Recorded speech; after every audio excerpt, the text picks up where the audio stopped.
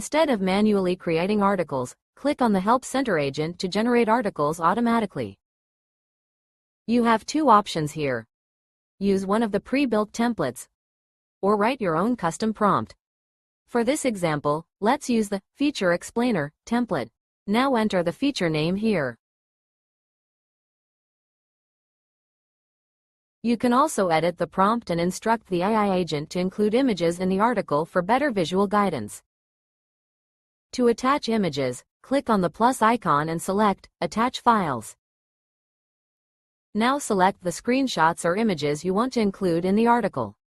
The files are now attached in the chat. Let's click on Send.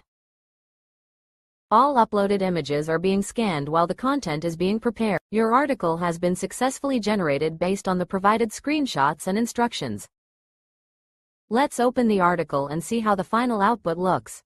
You can see that the article starts with a clear introduction explaining what the feature does, how users can configure it, and where users can find it.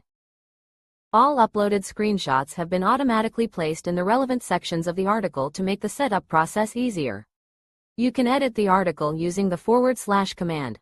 Once I press /, all available editing and formatting options appear directly inside the editor. Another way to edit the article is by selecting the text and clicking on the plus icon available on the left side. Once you are done editing the article, simply click on Save as Draft.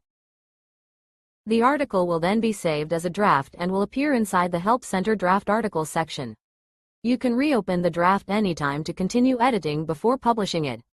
Once the article is ready, you can publish it and configure the article settings. The settings include the article URL, meta title, and meta description. These settings help improve the article's search visibility and SEO performance. One of the most important sections is Configure and Style, where you can customize how your Help Center will look and appear to users. Before publishing, make sure to review the Domain and SEO section where you can configure the domain on which your Help Center will be hosted. By default, the Help Center is hosted on a generated subdomain such as help.enjo.ai, but you can also connect your own custom domain.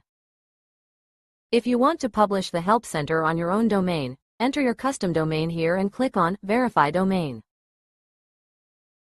If the DNS is not configured correctly, you may see a message saying that the domain is not yet pointing to help.enjo.ai.